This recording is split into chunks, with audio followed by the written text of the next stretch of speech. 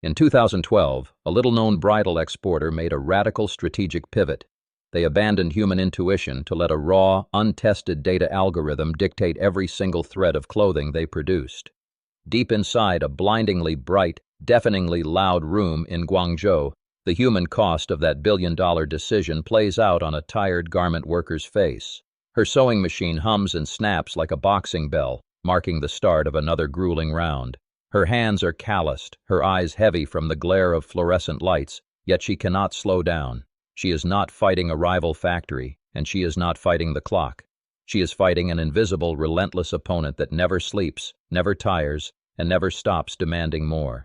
This worker is the human sweat trapped inside the machine of Shein, an empire built on a digital brain that has completely rewritten the rules of global retail.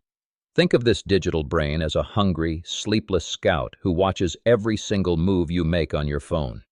It does not care about high art or runway trends. Instead, it relies on real-time data, meaning it learns exactly what you want at the exact second you want it.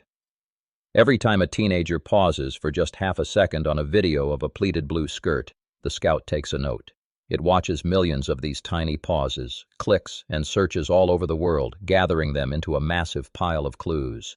Within hours, the scout figures out exactly which blue skirt will sell, what size it needs to be, and how much a buyer is willing to pay.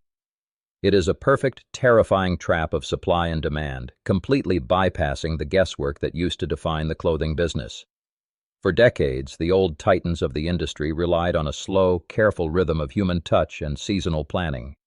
A lead designer would sketch a vision, buyers would debate fabrics, and factories would take months to deliver the final pieces to a shopping mall. It was a heavyweight bout built on predictions, where brands bet millions of dollars on what they hoped people would want to wear 6 months later. Then came the heartbreaking realization that this traditional method was entirely obsolete. The old guard found themselves stepping into the ring against an opponent moving at the speed of light. While traditional brands were still agonizing over summer color palettes, the data-driven machine was already manufacturing and shipping the exact items people were searching for that very morning. This brutal speed advantage crushed the old way of making clothes, leaving legacy retailers stranded with warehouses full of unsold inventory, while the algorithm continuously moved on to the next trend. But the toll of this victory is heaviest on the humans forced to feed the machine. Inside the corporate offices, the designers for this giant are not creating art, and they are not expressing a creative vision. They are locked in a desperate, exhausting sprint to keep up with the endless flood of data the scout brings back. There is a crushing weight that comes with being told your imagination is too slow. These workers face the soul-draining reality of having to churn out dozens, sometimes hundreds, of new digital sketches in a single day just to satisfy the algorithm's hunger. They are no longer creators, they are simply translators, desperately turning cold numbers into cheap fabric before the digital scout demands the next batch. To ensure none of these rapid-fire designs go to waste, the digital brain uses a strategy called micro-batch production. It is exactly like a fighter throwing a quick, light jab just to see if the opponent blinks. Instead of ordering 10,000 blue skirts and hoping they sell, the AI tells the factory floor to make just 50 or 100 items, testing the market's reaction with almost zero financial risk. Think of this strategy like a boxer throwing a quick, light jab just to see if the opponent blinks. Instead of guessing what people might want and making thousands of shirts, the machine tells a factory to make just 50 or 100. It is a tiny, low-risk test to check the market's pulse. If the design fails, the loss is practically invisible, swallowed by the sheer size of the operation. But if that quick jab connects and the item sells out, the system instantly knows it has a winner. That single successful strike triggers an immediate massive order, turning a small experiment into an overnight global trend. Beneath that sudden global trend lies a vast, almost frightening mystery of human coordination. It is hard to fully grasp how one invisible digital brain can control thousands of tiny, scattered workshops all at once. This is not a single massive factory with a giant logo on the roof, but a giant, quiet web covering entire cities. It creeps through narrow alleyways, connecting hidden sewing rooms and small-scale fabric dyers who never even see each other. Within this sprawling network, millions of zippers, spools of thread, and tired human hands are tied together by invisible digital strings. The scale is so massive it feels less like a business and more like a living, breathing organism that never sleeps. Every worker in this web is just a tiny, replaceable part of a machine they cannot even see, working furiously to feed a hunger they will never understand. Deep inside that web, the pressure is entirely human, falling heavily on the shoulders of people like a small factory boss in Guangzhou. It is 2 in the morning, and the humid air in his cramped office is thick and heavy. Suddenly, his phone buzzes in the dark, lighting up his tired face with a harsh glow. The algorithm has spoken, and it does not care what time it is. The screen flashes a new, urgent demand from the machine, requiring 500 more of a specific red shirt by sunrise. You can feel the cold sweat break out on his forehead as he calculates the impossible math in his head. He has to wake up his exhausted workers, fire up the humming sewing machines, and push everyone to their absolute physical limits. There is no room to argue, no manager to call and negotiate with, only the relentless ticking of a digital clock demanding immediate obedience. If he fails to meet that sunrise deadline, the algorithm will simply bypass him tomorrow, cutting off his livelihood without a second thought. To keep this ruthless engine running, the physical world must move at the speed of the internet. This requires moving literal mountains of clothing across the globe every single day. Picture massive cargo airplanes lifting off into the dark night sky, their metal bellies stuffed to the breaking point with millions of cheap, crinkly plastic bags. Each one of those thin bags holds a piece of clothing that was just an idea on a screen mere days ago. The logistics are a brutal, hyper-efficient ballet. Trucks speed from the crowded factory floors directly to massive sorting centers, where human hands and robotic arms throw packages onto conveyor belts in a blur of motion. From there, the bags are rushed to the airports, bypassing traditional shipping boats to guarantee the fastest delivery possible. It is a non-stop high-speed pipeline designed to instantly satisfy a craving on the other side of the planet. This frantic airborne rush burns through staggering amounts of fuel and energy, all to ensure a $5 shirt lands on a doorstep before the buyer forgets they even ordered it. The fight is not just happening in distant factories or corporate offices. It is happening right now, in the palm of your hand. Picture a teenager sitting on a quiet living room couch, the glow of a smartphone illuminating their face in the dark. They are just scrolling through endless rows of bright, cheap dresses and graphic tees, looking for a quick thrill or a weekend outfit. But they do not realize they have just stepped into the ring. In this arena, the opponent is invisible, and every single move is recorded. Every time that thumb pauses over a yellow sweater for a fraction of a second. Every time a picture is zoomed in, every time an item is added to the cart and then abandoned, a massive digital brain is watching. The consumer thinks they are casually window shopping, but they are actually feeding a hungry machine the exact data it needs to predict their next desire. There was a specific, terrifying turning point when this data-gathering operation grew too large for any human mind to control. At first, artificial intelligence was just a clever tool to help designers guess what colors might be popular next season. But as the algorithm absorbed billions of clicks and swipes from around the globe, it evolved from a helpful assistant into an overwhelming, unstoppable monster. The sheer scale of the output became a shock to the very system that created it.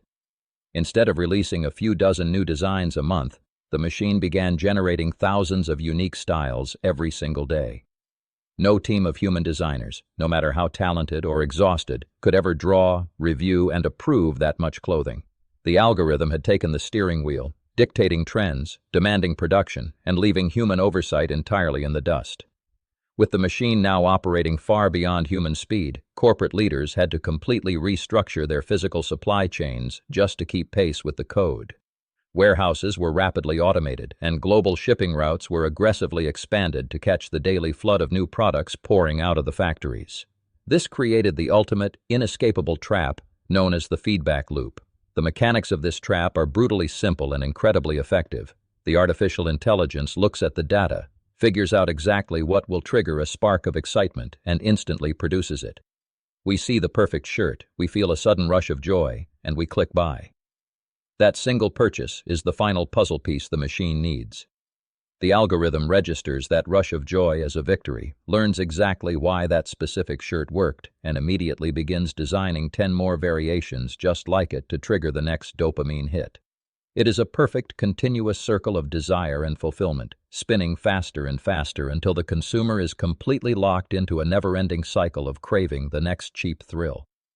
As this mathematical trap locked millions of consumers into constant purchasing, the physical reality of those rapid-fire transactions began to crush local waste management systems. The sheer volume of incoming packages meant an equal volume of outgoing, discarded fabric had to go somewhere. The aftermath of this ultra-fast digital fight does not disappear when the app is closed. It materializes in massive, quiet landscapes far away from the glowing screens and busy shipping warehouses.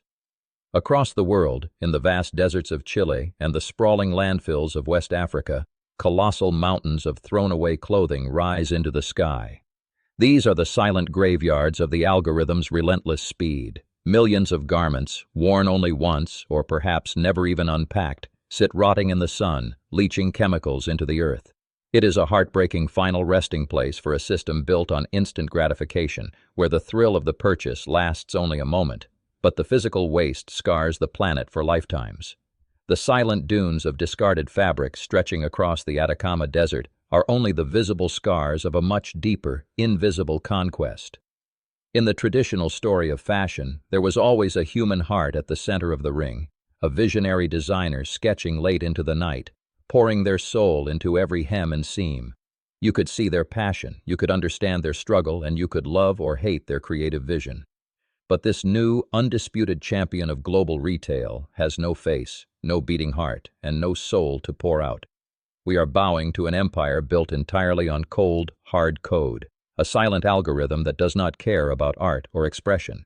It does not feel the fabric or understand the cultural weight of a garment, yet it dictates what millions of people wear every single day. The terrifying reality is that the ultimate tastemaker of our generation is just a string of numbers, ruthlessly calculating human desire without ever feeling it. This faceless digital sovereign rules from server farms instead of runways, leaving an empty space where human artistry used to live. But the most profound truth of this entire saga is that this artificial intelligence-driven empire was never forced upon us by some villainous outsider. We built this cage ourselves, brick by brick, click by click, driven by our own relentless hunger for more. Every time we demanded a new outfit for a weekend trip, every time we chased a fleeting trend for less than the cost of a cup of coffee, we fed the machine exactly the data it needed to grow. We traded the quiet value of lasting craftsmanship for the quick, cheap thrill of the new, willingly surrendering our choices to an algorithm that promised endless variety. The machine simply looked at our deepest, most impulsive human desires for instant gratification and built a perfect, inescapable mirror. We are not just the consumers in this story. We are the very architects of the system that now traps us in a never-ending cycle of buying. The cultural aftermath of this hyper-accelerated consumption has fundamentally rewired how an entire generation values the physical objects they own. A piece of clothing is no longer viewed as an investment or a durable good, but as a disposable commodity, meant to be worn once for a photograph and immediately discarded.